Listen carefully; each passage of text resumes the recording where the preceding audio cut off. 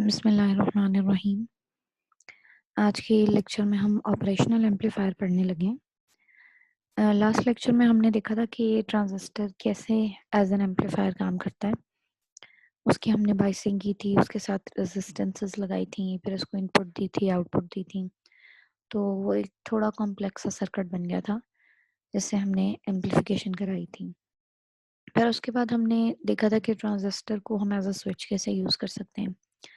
ठीक है, तो जहाँ भी आप इलेक्ट्रॉनिक सर्किट्स की बात करते हैं वहाँ पे ये जो एम्पलीफायर्स हैं या ट्रांजिस्टर्स हैं ये बहुत इम्पोर्टेंट, बहुत अहम कंपोनेंट होते हैं और इन्होंने इस्तेमाल होना ही होना होता है। ठीक है, तो हर जगह आप इतने कॉम्प्लेक्स सर्किट्स जो है वो नहीं लगा सकते, ये थोड़ा मुश्किल हो जाता है, कॉम्प्लिकेटेड काम हो जाता है। तो हम क्या करते हैं कि एम्पलीफायर का इतना बड़ा सा, इतना कॉम्प्लेक्स सा सर्किट बनाने की बजाय हम क्या करते हैं, एक सिलिकॉन के चिप के ऊपर ही ये सारी चीज़ें जो हैं एम्पलीफायर की उसको इंटीग्रेट कर देते हैं। अब इंटीग्रेट करने का मतलब आप समझ लें कि हर कंपोनेंट को सिलिकॉन चिप के ऊपर बना देते हैं हम इकट्ठा ही। ठीक है, और उस सिलिकॉन चिप को हम एक कैप्सूल के अंदर बंद करके तो टर्मिनल्स के तौर पे पिन्स बाहर निकाल देते हैं। ठीक है, वो पिन्स जो हैं अब वो कनेक्शन के लिए यूज़ होती हैं। जब हमने जैसे एम्पलीफायर को किसी सर्किट में लगाना है तो वो जो चिप जिसके ऊपर हमने एम्पलीफायर बनाया है और उसमें से पिन्स बाहर निकाली हैं, वो pins as a terminals use हो जाती हैं कनेक्शन के लिए। ठीक है, इनपुट की होती हैं, आउटपुट की होती हैं, पावर सप्लाई की होती हैं, वट। तो ये पिन्स हम बाहर निकाल लेते हैं।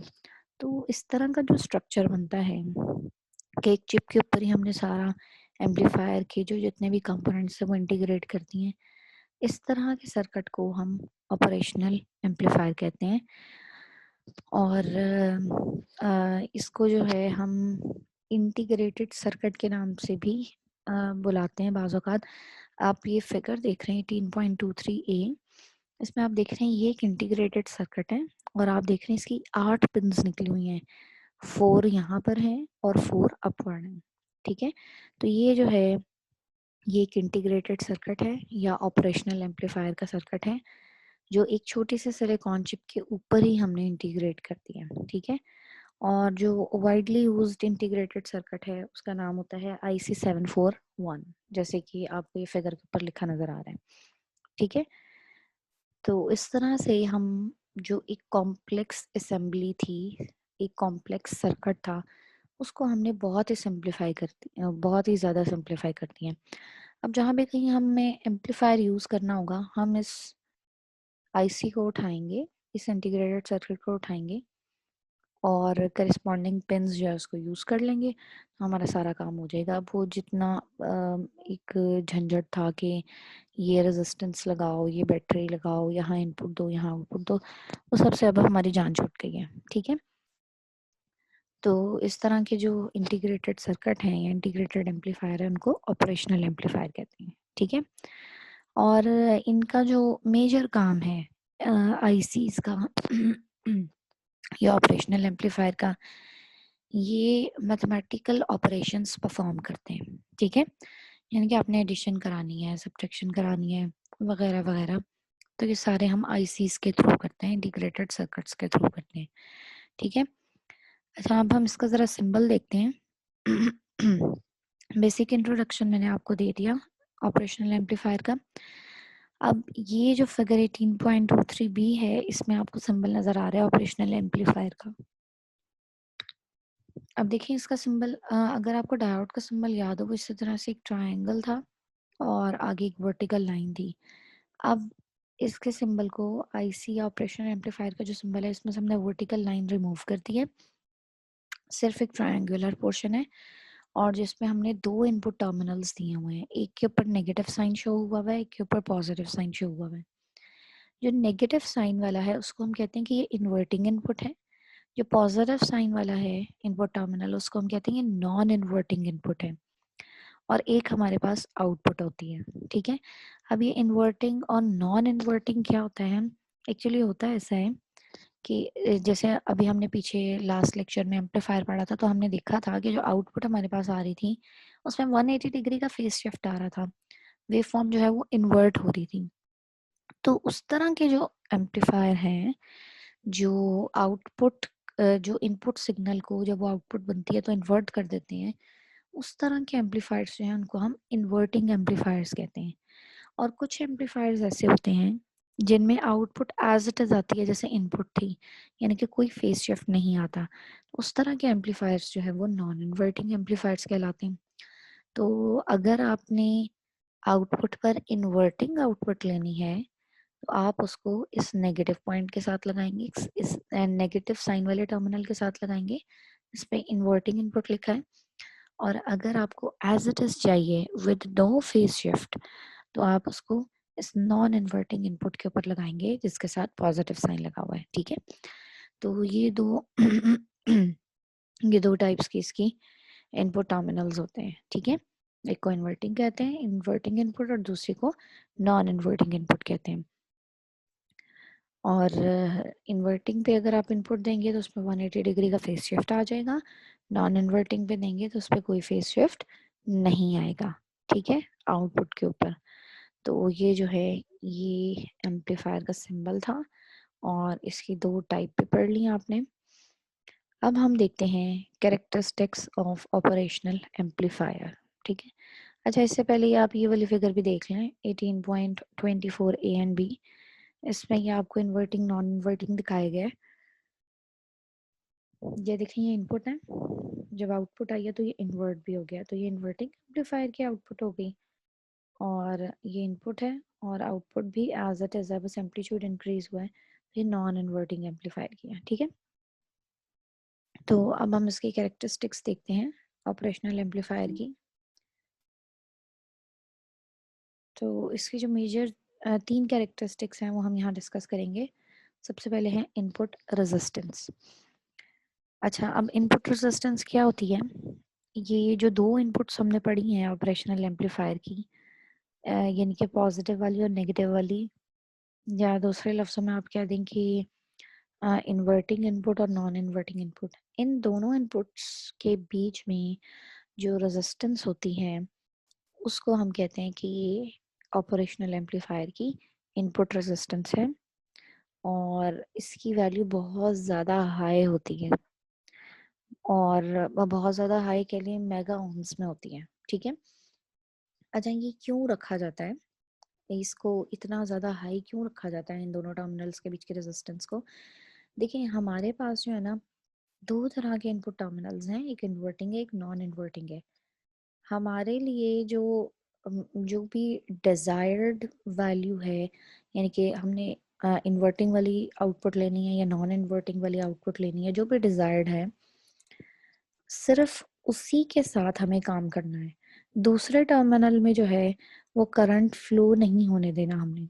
ठीक है, तो इन दो टर्मिनल्स के दरमियान करंट फ्लो ना हो, इस वजह से हम इसके बीच में जो रेजिस्टेंस है, इनपुट रेजिस्टेंस है, उसको बहुत हाई रखते हैं। तो जब भी हम इनपुट अप्लाई करेंगे तो रेजिस्टेंस हाई है तो कोई करंट इन दोनों टर्मिनल्स के बीच में फ्लो नहीं कर सकेगा। ठीक है, तो ये बहुत ही इसका बहुत इंपॉर्टेंट रोल है इस रेजिस्टेंस का ऑपरेशनल एम्पलीफायर्स के अंदर। ठीक है, second one is output resistance. अब आउटपुट रेजिस्टेंस क्या है? It is the resistance between the output terminal and ground. तो ये आपका आउटपुट टर्मिनल था, और इसके बीच में मैंने आपको क्लास में भी बताया था कि ये जो सिंबल होता है ये हम तब लगाते हैं जब हमने ये शो करना होता है कि कोई ऑब्जेक्ट ग्राउंड है, यानी कि ग्राउंड के साथ अटैच हुआ हुआ है और लोएस्ट पोटेंशियल पर है। ठीक है, तो आउटपुट टर्मिनल और ग्राउंड के बीच में जो रेजिस्टेंस होती है उसको हम कहते हैं कि ये आउटपुट रेजिस्टेंस है, और इसको आर ओ से शो करते हैं, आर ओ या और आर नॉट। ठीक है, ये जो आउटपुट रेजिस्टेंस है इसकी वैल्यू बहुत छोटी होती है, फ्यू ओम्स होती है। ठीक है, third one is open loop gain. Gain हमने पीछे पढ़ी नहीं, और एक हमने करंट गेन पढ़ी थी जिसमें हमने कहा था कि करंट की वैल्यू IC ओवर IB जो हमने पढ़ा था उसका हमने कहा था करंट गेन है। फिर एम्पलीफायर के अंदर हमने वोल्टेज गेन पढ़ी थी जो हमें ये बता रही थी कि वोल्टेज कितना एम्पलीफाई हो रहा है, ठीक है। यहाँ हम इसको नाम दे रहे हैं ओपन लूप गेन। अब ओपन लूप गेन है क्या, सबसे पहले ये देखते हैं। It is the ratio of the output voltage to the difference between non-inverting and inverting inputs where there is no external connection between the outputs and the inputs। अब कोई external connection तो नहीं है, जो हमने इंटरनली इसको connect किया हुआ है, जिसको हमने चिप के ऊपर इंटीग्रेट कर दिया था, सिर्फ वही कनेक्शंस हैं। एक्सटर्नली इनपुट और आउटपुट के बीच में कोई कनेक्शन नहीं है। और उस सिचुएशन में जब हम आउटपुट वोल्टेज की रेशियो लेते हैं with the difference of inverting and non-inverting input voltages, तो वो जो रेशियो हमारे पास आती है उसको हम कहते हैं ओपन लूप गेन, ठीक है। ओपन लूप मतलब कि कोई फिजिकल कनेक्शन, कोई एक्सटर्नल कनेक्शन नहीं है आउटपुट और इनपुट्स के बीच में, ठीक है। तो ये देखिए V naught divided by V plus minus V minus, यानी कि ये वाला नॉन इन्वर्टिंग हो गया और ये वाला इन्वर्टिंग हो गया, ठीक है। तो इसको डिनोमिनेटर को हमने वी आई यानी कि इनपुट का वोल्टेज है ना, नेट वोल्टेज होगा, तो उसने हमने वी आई से रिप्रेजेंट कर दिया है। देखिए ये दिखाया गया है, ये जो इन दोनों के बीच का वोल्टेज होगा ये वी आई है और जो आउटपुट आ रही है वो वी नॉट है, ठीक है।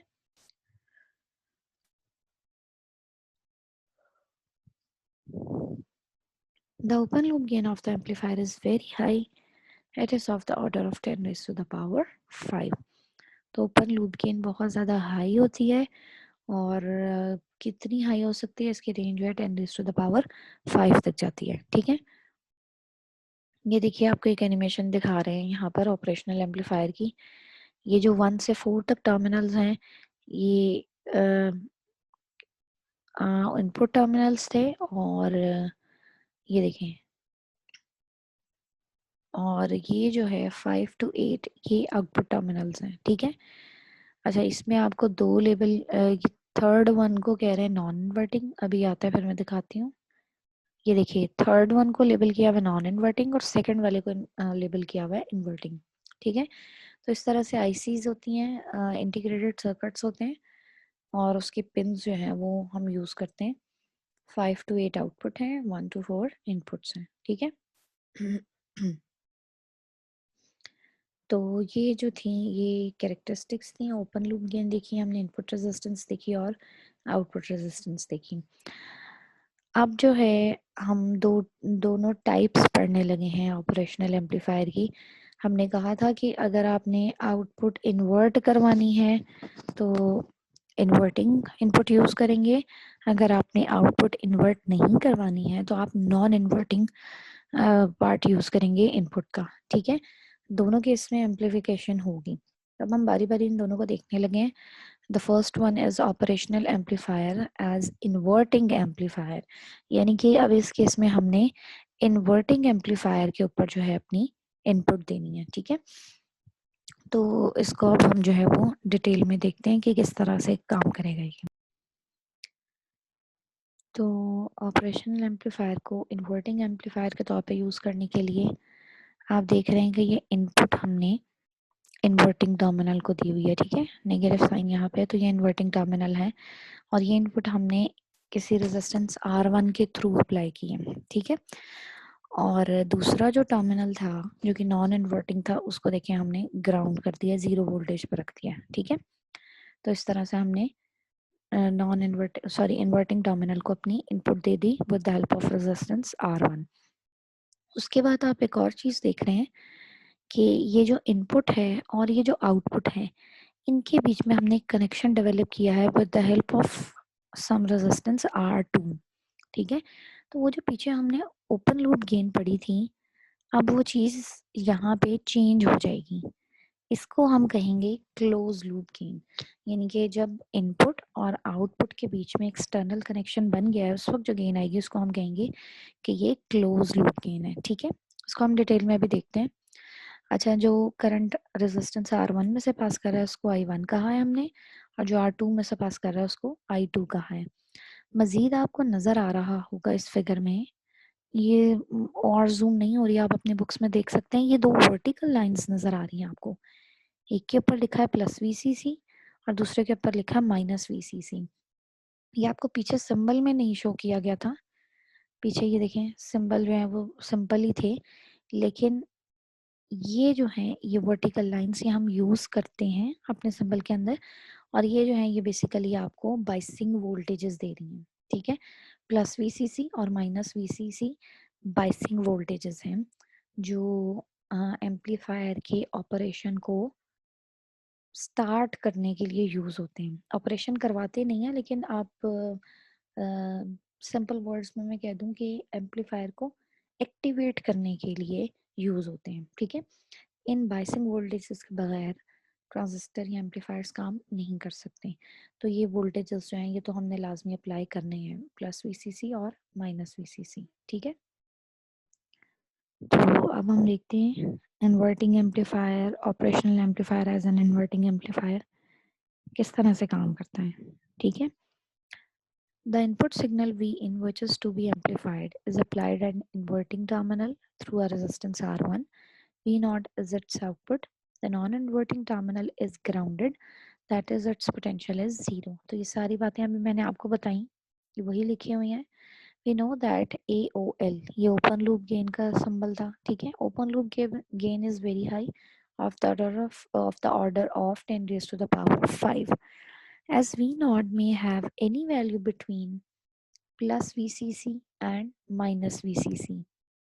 So according to equation 18.5, for finite plus minus 12 volt value of V naught, V plus minus V minus is approximately 0. अच्छा, ये क्या बात लिखी हुई है यहाँ पे, ये मैं आपको समझाती हूँ। सबसे पहले हम इक्वेशन 18.5 निकालें, कौन सी है, ये देखिए, ये है इक्वेशन 18.5 ओपन लूप गेन की इक्वेशन। ठीक है, अच्छा ये क्या कहा गया है यहाँ पर,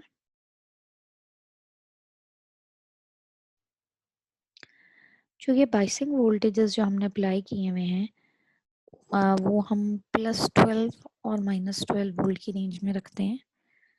तो according to that equation, open loop gain equation, आपकी जो वैल्यू है वी नॉट की वो इन दोनों वोल्टेजेस के बीच में कहीं भी लाई कर सकती है। ठीक है, तो इस वजह से जब हम V प्लस और V माइनस यानी कि पॉजिटिव नहीं, इन्वर्टिंग और नॉन इन्वर्टिंग इनपुट्स जो हैं उनके बीच का जब हम डिफरेंस लेंगे तो वो अप्रोक्सीमेटली 0 आएगा। ठीक है, और यहाँ से हम ये कह सकते हैं कि V प्लस और V माइनस जो है वो अप्रोक्सीमेटली बराबर हैं। ठीक है, since V plus is eight ground so V minus is virtually at ground potential, that is V minus is approximately 0। ठीक है, अच्छा इस बात को मैं थोड़ा सा सिंप्लीफाई करने लगी हूँ, गौर से सुनिएगा, ये थोड़ी कॉम्प्लिकेटेड से बातें लिखी हुई हैं। देखें, आपका जो नॉन इन्वर्टिंग टर्मिनल है वो ग्राउंड हुआ हुआ है। ठीक है, यानी कि 0 वोल्ट पर है, और अगर आप इंटरनली देखें तो इन्वर्टिंग और नॉन इन्वर्टिंग इनपुट्स भी तो कनेक्ट है ना एक हाई रेजिस्टेंस के थ्रू, आर इन के थ्रू, जैसे हमने पीछे देखा था एक बार। ये देखें, ये इन्वर्टिंग और नॉन इन्वर्टिंग इनपुट्स जो हैं ये आपस में कनेक्टेड हैं। ये रेजिस्टेंस इतनी हाई थी कि करंट फ्लो नहीं कर रहा था इनके बीच में, लेकिन ये दोनों आपस में कनेक्टेड हैं, इसलिए जो इसका पोटेंशियल होगा वो इसका भी तो पोटेंशियल होगा ना। अगर ये 0 वोल्ट पर है तो ये भी 0 वोल्ट पर होगा। ठीक है, तो इसका मतलब ये हुआ कि जो एक वोल्टेज हमारे पास नॉन इन्वर्टिंग इनपुट पर आ रहा है वो 0 वोल्ट है, एक वोल्टेज हमने खुद से अप्लाई किया हुआ है वी इन। ठीक है, और तीसरा वो वाला वोल्टेज होगा जो हमें आउटपुट के ऊपर मिलेगा। ठीक है, 3 वोल्टेजेस हो गए, एक वी इन हो गया जो हमने एज एन इनपुट अप्लाई किया है, एक 0 वोल्ट हो गया जो कि नॉन इन्वर्टिंग टर्मिनल के ग्राउंड होने की वजह से आया है। कनेक्शन था नॉन इन्वर्टिंग और इन्वर्टिंग के बीच में, इसलिए जो नॉन इन्वर्टिंग का पोटेंशियल था वही इन्वर्टिंग के पास भी आएगा। तो एक वोल्टेज 0 वोल्ट हो गया, और जो थर्ड वोल्टेज है वो आउटपुट वाला वोल्टेज होगा जो हमने उससे गेन करना है। ठीक है, तो ये चीज जहन में रखते हुए अब हमने इक्वेशंस लिखनी है। अब एक और चीज इसके साथ मैं बता दूं, वी इन और 0 वोल्ट, ये जो है आपकी इनपुट टर्मिनल के ऊपर वोल्टेजेस हैं। ठीक है, इन दोनों के बीच में जो रेजिस्टेंस है वो R है और जो करंट फ्लो कर रहा है वो I1 है। तो अगर मैं इस I1 की वैल्यू निकालना चाहूँ, यानी कि the current flowing through resistance R1 is equal to V in minus V minus. अब ये V माइनस देखिए ये क्या है, ये 0 वोल्ट है ना। ठीक है, अभी हमने डिस्कस किया ये 0 वोल्ट है, लिहाजा आपके पास क्या आ गया, V इन माइनस 0। ठीक है, डिवाइडेड बाय R1। तो V in minus 0 V in हो जाएगा डिवाइडेड बाय R1। तो current through resistance R1 which is denoted by I1 is equal to V in divided by R1।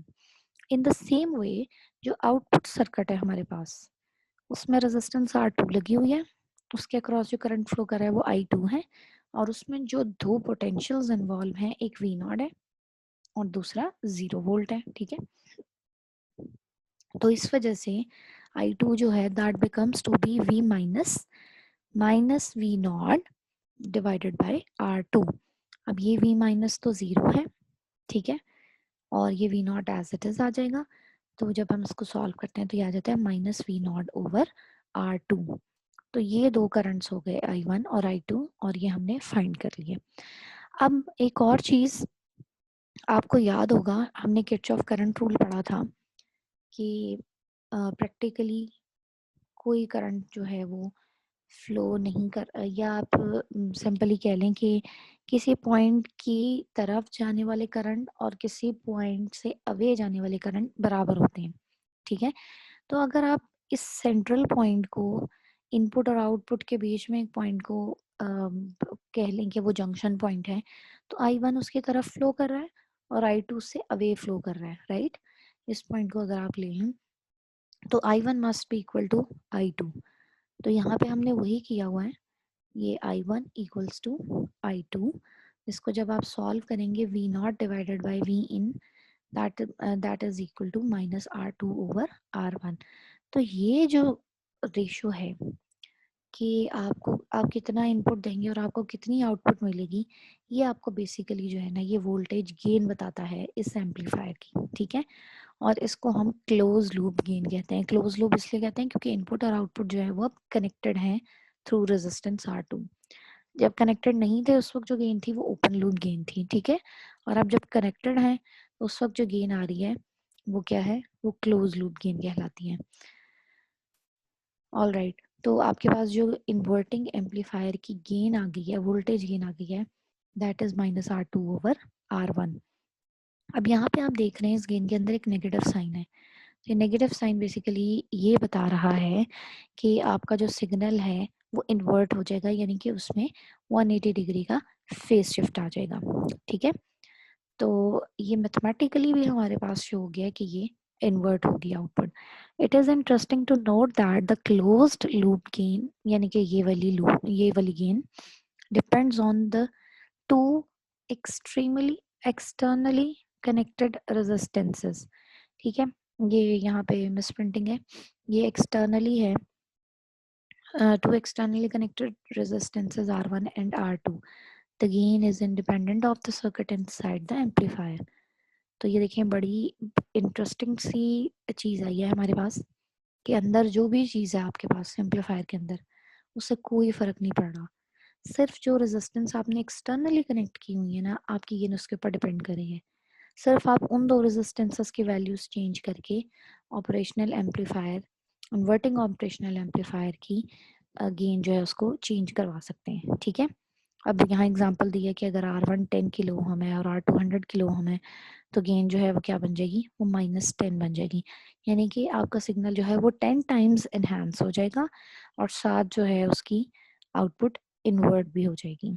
ठीक है, तो इस तरह से इंटीग्रेटेड सर्किट जो है वो बेसिकली इसीलिए वाइडली यूज होते हैं कि उनका इंटरनल स्ट्रक्चर जो है उसकी इन्वॉल्वमेंट नहीं होती बीच में। आप एक्सटर्नली जो भी फैक्टर्स अप्लाई कर रहे हैं सिर्फ वही जो है वो काम के होते हैं, बाकी इंटरनली उसका स्ट्रक्चर जो है वो इन्वॉल्व नहीं हो रहा होता किसी तरह भी। ठीक है, so it was operational amplifier as an inverting amplifier. अब हम नेक्स्ट की तरफ बढ़ रहे हैं, operational amplifier as non inverting amplifier. अब अगर आपको पिछला समझ आ गया, इन्वर्टिंग वाला समझ आ गया, तो इसको समझना भी बहुत आसान काम है। तो इसकी भी डिटेल हम देखते हैं कि कैसे करेंगे। अब सबसे पहले हम सर्किट देख लेते हैं। ये एक आईसी लगी हुई है, ऑपरेशनल एम्पलीफायर लगा हुआ है। अब चूंकि नॉन इन्वर्टिंग है तो इसका मतलब है कि हमने जो इनपुट वोल्टेज देना है वो नॉन इन्वर्टिंग टर्मिनल पर देना है। तो आपको ये लगा हुआ नजर आ रहा है, ये इनपुट दी हुई है हमने नॉन इन्वर्टिंग टर्मिनल पर। ठीक है, और जो इसका दूसरा पार्ट है उसको हमने ग्राउंड कर दिया हुआ है। ठीक है, जबकि जो इन्वर्टिंग टर्मिनल था उसको हमने ग्राउंड कर दिया, यानी कि ये 0 वोल्ट पर है। ठीक है, अच्छा, अब resistance R1 as it is लगी हुई है जैसे पहले थी। बाकी आप देख रहे हैं कि इनपुट और आउटपुट, सॉरी, इनपुट और आउटपुट जो कनेक्टेड हैं, एक्सटर्नली जो कनेक्टेड हैं, उसी तरह से रेजिस्टेंस R2 लगी हुई है। राइट, VCC प्लस VCC और माइनस VCC भी एज इट इज लगे हुए हैं। ये आपकी आउटपुट है, और I1 और I2 जो है वो करस्पॉन्डिंग करंट्स है। अब बिल्कुल उसी तरह जैसे हमने पीछे देखा था, आपके पास एक वोल्टेज 0 वोल्ट है जो यहाँ पे होगा, यानी कि नॉन इन्वर्टिंग टर्मिनल पे, क्योंकि इसको हमने ग्राउंड किया हुआ है। ठीक है, एक वोल्टेज हो गया 0 वोल्ट, दूसरा वोल्टेज हो गया वी इन। ठीक है, वी इन जो हमने इनपुट पर अप्लाई किया हुआ है, और तीसरा जो वोल्टेज है वो हमारे पास आउटपुट वोल्टेज होगा। तो इन तीनों वोल्टेजेस को लेकर हमने जो है अब चलना है आगे। मजीद ये देख लें कि जो आपके इस पॉजिटिव टर्मिनल के साथ वोल्टेज जो आ रहा है वही आपके नेगेटिव टर्मिनल के साथ अपेयर होगा, क्योंकि ये आपस में कनेक्टेड है। ठीक है, थ्रू सम इंटरनल रेजिस्टेंस। तो ये वी इन जो आपने यहाँ सप्लाई किया है वही वैल्यू आपको यहाँ पे भी मिलेगी। ठीक है, इस पॉइंट पर। तो 0 वोल्ट हो गया, एक वी इन हो गया, और तीसरा वी नॉट हो गया।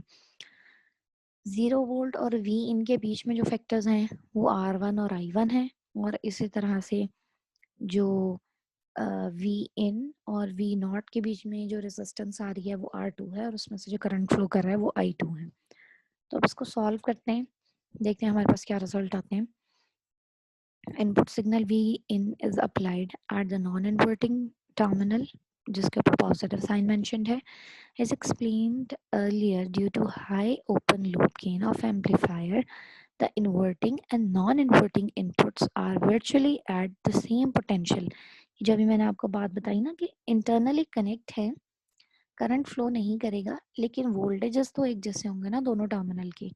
तो यही हम कहते हैं कि वर्चुअली जो है वो इन्वर्टिंग और नॉन इन्वर्टिंग दोनों इनपुट्स जो हैं वो सेम पोटेंशियल पर हैं। ठीक है, इसके लिए इसी वजह से हम virtually का वर्ड यूज करते हैं। All right, that is V minus is approximately equal to V plus, that is equal to V in। वो ये बात जो अभी हमने डिस्कस की है। ठीक है, अब हम क्या करते हैं, करंट्स लिखते हैं। तो करंट थ्रू R1 क्या होगा, पहला पोटेंशियल 0 है, माइनस दूसरा पोटेंशियल ये है V in है। ठीक है, जो कि V माइनस टर्मिनल पर अपेयर हो, सॉरी V माइनस के तौर पे अपेयर होगा। तो 0 minus V minus, 0 minus V in divided by R1, और जब इसको ओपन करेंगे तो it will be minus V in divided by R1। ठीक हो गया। अब है करंट थ्रू रेजिस्टेंस R2 जो कि I2 है। तो सबसे पहले ये वाला वोल्टेज आएगा V माइनस जो कि 0 है, सॉरी जो कि V इन है, माइनस V नॉट, ये हो जाएगा V in minus V not divided by R2। बिल्कुल उसी तरह से कि किरचॉफ्स करंट रूल जब लगाएंगे तो I1 must be equal to I2। तो ये आ गया हमारे पास। अब इसको हमने सॉल्व करना है, उसके लिए क्या करेंगे, आप इन दोनों को सेपरेट कर लें। ठीक है, V divided by R2 minus V naught over R2 लिख लें, और वी इन वाली टर्म को, इस वी इन वाली टर्म को इधर ले जाएं और V naught over R two को इधर ले जाएं, यानी कि पॉजिटिव बना लें दोनों को। और इसके बीच में जब आप कॉमन लेंगे वी इन को, तो 1/r1 + 1/r2 आ जाएगा and it will be equal to V naught over R two. अब हमें क्या चाहिए, क्लोज लूप गेन चाहिए, V naught over V in, तो आर टू को यहाँ मल्टीप्लाई करवा दें और वी इन को यहाँ डिवाइड करवा दें। तो गेन, क्लोज लूप गेन जो भी कह लें आप, V naught over V in is equal to 1 + r2 over r1. Again, the gain of the amplifier is independent of the internal circuit. Internal circuit of the operational amplifier, it just depends on the two externally connected resistances R1 and R2. The positive sign of gain indicates the input and output signals are in phase. तो expression check कर लें gain का, कोई internal factor involve नहीं है, सिर्फ और सिर्फ एक्सटर्नल फैक्टर्स हैं, ठीक है। तो उसी तरह से जैसे हमने पहले कहा था कि इंटरनली क्या चीज़ मौजूद है एम्पलीफायर, ऑपरेशनल एम्पलीफायर के अंदर, इससे कोई फ़र्क नहीं पड़ा, सिर्फ जो आपने एक्सटर्नली कनेक्ट की हुई है ना रेजिस्टेंसेस, वो आपकी एम्पलीफिकेशन बढ़ाएंगी या कम करेंगी, ठीक है। और चूंकि ये पॉजिटिव है, तो यहाँ से हमें पता चल रहा है कि इनपुट और आउटपुट जो है दोनों इन फेज होंगे, ठीक है। ये आपको एक आईसी नज़र आ रही है, ये देखें लगी हुई है, ठीक है, ऑपरेशनल एम्पलीफायर है। तो ये जो है, ये हमारा टॉपिक था operational amplifier as non inverting amplifier, ठीक है। आगे जो है आपको इसकी एक एग्जांपल नज़र आ रही है, ये आप खुद करेंगे। एक और एग्जांपल या एक और एप्लीकेशन आप कह लें जो हमारे पास ऑपरेशनल एम्पलीफायर की है, वो है एज अ कंपैरेटर। इसको हम इंशाल्लाह नेक्स्ट लेक्चर में डिस्कस करेंगे कंपैरेटर को, कि ऑपरेशनल एम्पलीफायर को अब एज अ कंपैरेटर किस तरह से यूज़ करते हैं, ठीक है। आज का टॉपिक यहीं तक था। Thank you so much.